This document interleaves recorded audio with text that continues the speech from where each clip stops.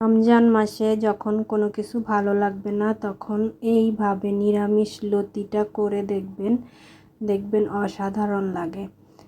কোনো চিংড়ি মাছ ব্যবহার করব না, নিরামিষভাবে রান্না করে দেখাবো। আসসালামু আলাইকুম, সবাই কেমন আছেন? আলহামদুলিল্লাহ, আমরা ভালো আছি।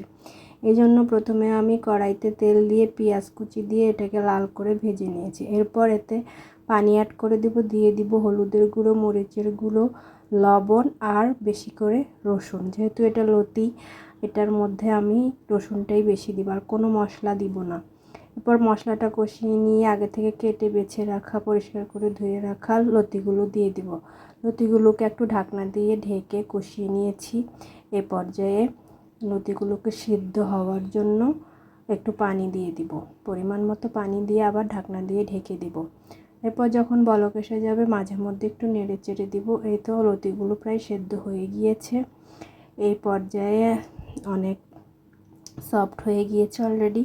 এরপর আস্তে আস্তে নেড়ে চেড়ে একদম পানিটা শুকিয়ে ফেলবো, একদম পোড়া পোড়া করে ভাজা ভাজা করে ফেলবো। আর এইভাবে লতি যে খেয়েছেন সে তো খেয়েছেন, যে খান নাই সে অবশ্যই একবার ট্রাই করবেন। দেখেন এরকমটা করে ফেলবো। এরপরে আমি চুলার আঁচটা বন্ধ করে দিয়েছি। এই তো আমার নিরামিষ লতি রান্না হয়ে গিয়েছে। যারা যারা খেয়েছেন তারা তো খেয়েছেন, যারা খান নাই তারা একবার হলো আমার মতো করে ট্রাই করবেন। আজ তাহলে এই পর্যন্তই। সবাই ভালো থাকবেন, সুস্থ থাকবেন। আসসালামু আলাইকুম, আল্লাহ হাফেজ।